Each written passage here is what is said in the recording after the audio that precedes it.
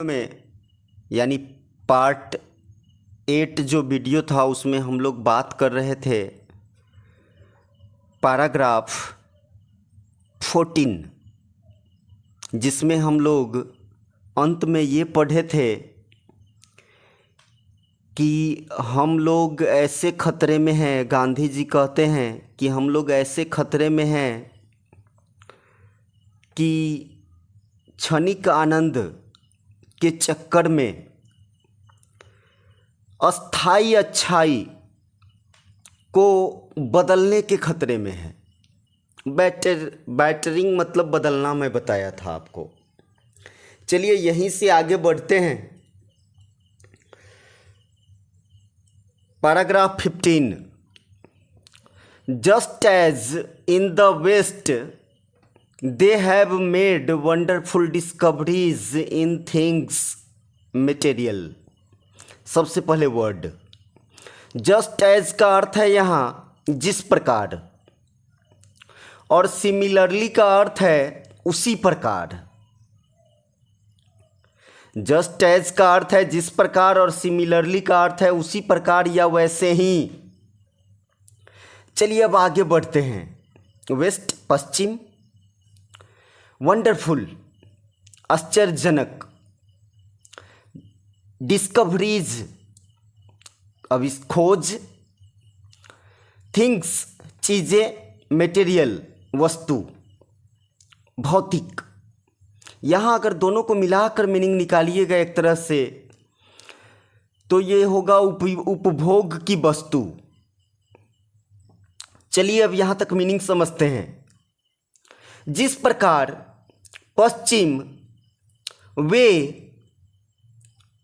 उपभोग की वस्तुओं में आश्चर्यजनक खोज किए हैं, अद्भुत खोज किए हैं, ठीक उसी प्रकार सनातन धर्म ने यानी हिंदू ने बहुत ही शानदार खोज धर्म की चीज़ों में, चेतना की चीज़ों में एवं आत्मा की चीज़ों में किए हैं। पहले वर्ड हम लोग यहाँ तक मीनिंग समझ गए थे। हिंदुज्म मतलब सनातन धर्म अर्थात हिंदू। स्टिल अभी भी, मार्वलस अद्भुत शानदार, डिस्कवरीज खोज, थिंग्स ऑफ रिलीजन धर्म की चीज़ों, ऑफ द स्पिरिट का अर्थ चेतना की चीज़ों, ऑफ द सोल आत्मा की चीज़ों। तो चलिए मीनिंग समझ लेते हैं। यानी जिस प्रकार पश्चिम ने मटेरियल में अद्भुत खोज किए हैं, उसी प्रकार हिंदुत्व ने यानी सनातन धर्म ने शानदार खोज धर्म के चीज़ों में किया है, चेतना की चीज़ों में किया है, आत्मा की चीज़ों में किया है। चलिए अब आगे बढ़ते हैं। पैराग्राफ 16, वो जो खोज किए हैं सनातन धर्म ने आत्मा के चीज़ों में या चेतना के चीज़ों में या धर्म के चीज़ों में, वो जो शानदार खोज किए हैं, but we have no eyes for these great and fine discoveries. लेकिन हमारे पास उन महान एवं सुंदर खोज को देखने के लिए आँख ही नहीं है। हम उन्हें देख ही नहीं सकते। वाह क्या खोज किए हैं हम लोग ऐसे खोज किए हैं जिसे हम देख ही नहीं सकते। चलिए ठीक है। We are dazzled by the material progress that western science has made.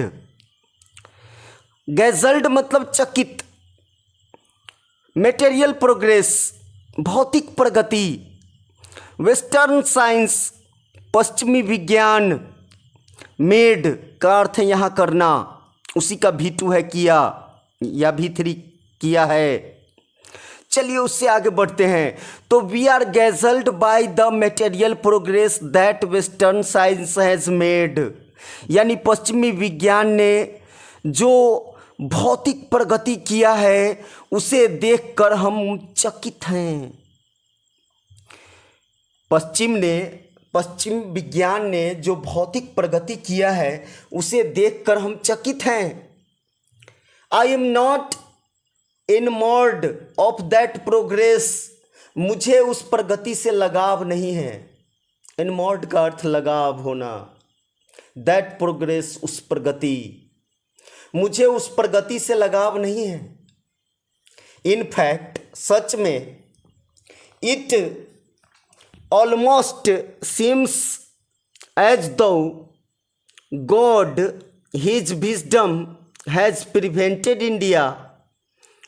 चलिए यहाँ तक पहले मीनिंग समझते हैं। इनफैक्ट वास्तव में, लगभग, ऑलमोस्ट का अर्थ, सीम्स लगना या मालूम पड़ना या प्रतीत होना, एज दो जैसे, गॉड ईश्वर, हिज विजडम अपने बुद्धि, प्रिवेंटेड रोका, फ्रॉम से। चलिए अब मीनिंग को समझते हैं। तो in fact it almost seems, वास्तव में ऐसा लगता है जैसे ईश्वर ने भारत को उन पंक्तियों पर, प्रोग्रेसिंग अलोंग दोज लाइन्स, उन पंक्तियों पर चलने से रोका है, प्रिवेंट किया है। सो दैट, ताकि, इट माइट फुलफिल, ये पूरा कर सके अपने विशेष उद्देश्य को, और वो उद्देश्य है भौतिकवाद के प्रवाह को रोकना, उसे रेसिस्ट करना। भौतिकवाद के प्रवाह को रोकना, उसे रेसिस्ट करना, यही उद्देश्य है।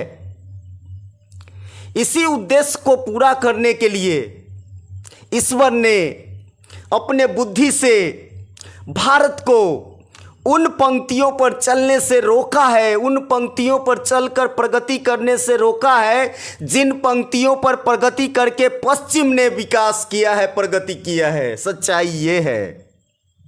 चलिए अब आगे बढ़ते हैं। Paragraph 17। After all there is something in Hinduism, कह रहे गांधी जी, आखिरकार सनातन धर्म में कुछ है जो अभी भी इसे जिंदा रखा है। केप्ट मतलब रखा, अलाइव मतलब जिंदा, नाउ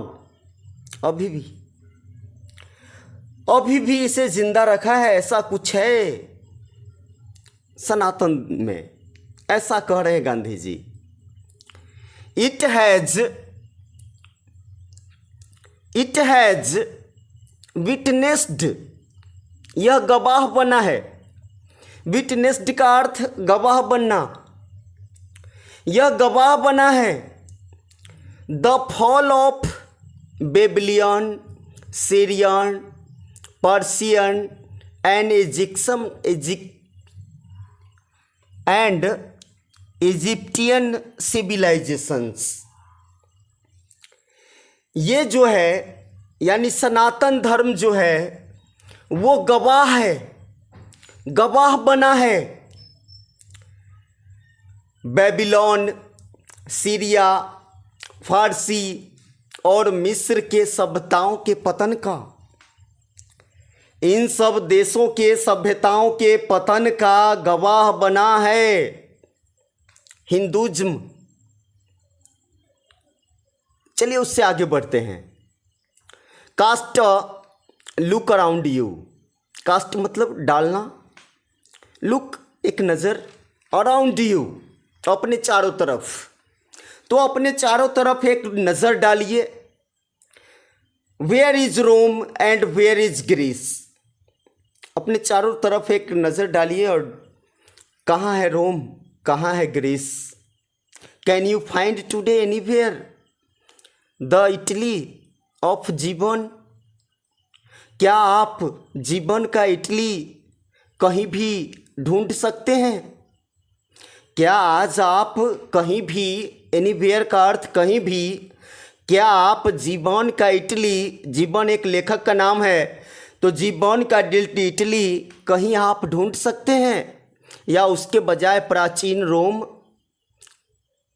क्योंकि रोम ही इटली था।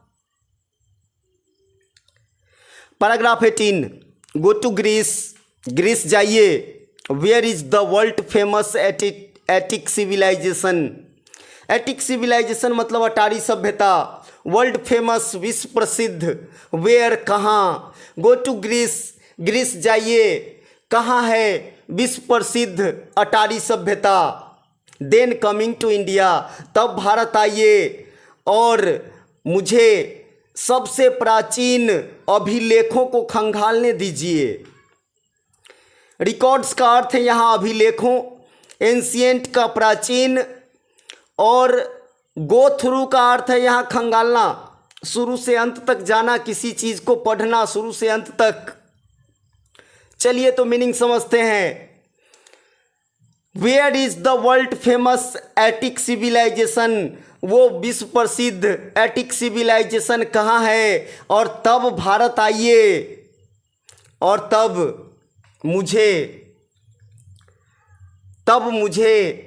सबसे प्राचीन अभिलेखों को खंगालने दीजिए।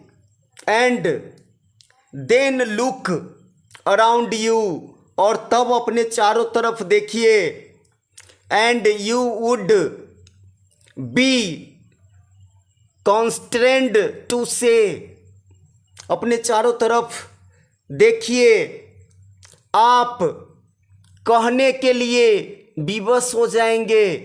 कॉन्स्ट्रेंड मतलब विवश होना, आप ये कहने के लिए विवश हो जाएंगे। यस, जब आप प्राचीन अभिलेखों को देखेंगे, उन सब देशों को देखने के बाद, ग्रीस को देखने के बाद, रोम को देखने के बाद, इटली को देखने के बाद, उन सब देशों को देखने के बाद जब आप इंडिया वापस लौटेंगे तो आप ये कहने के लिए विवश हो जाएंगे कि हाँ आई सी, हाँ मैं देखता हूँ, हाँ मैं देख रहा हूँ हेयर, यहाँ एंशिएंट इंडिया स्टिल लिविंग, आज भी यहाँ प्राचीन भारत जी रहा है, आज भी यहाँ प्राचीन जीता हुआ प्राचीन भारत आपको दिख जाएगा। यहीं पैराग्राफ 19 से आगे बढ़ेंगे। पैराग्राफ 19 तक इस वीडियो में हम लोग देख चुके हैं। इसी तरह हम लोग पूरे किताब को पढ़ेंगे। इस तरह से पढ़ने से आप आसानी से अंग्रेजी पे नियंत्रण हासिल कर सकते हैं। मिलते हैं अगले वीडियो में।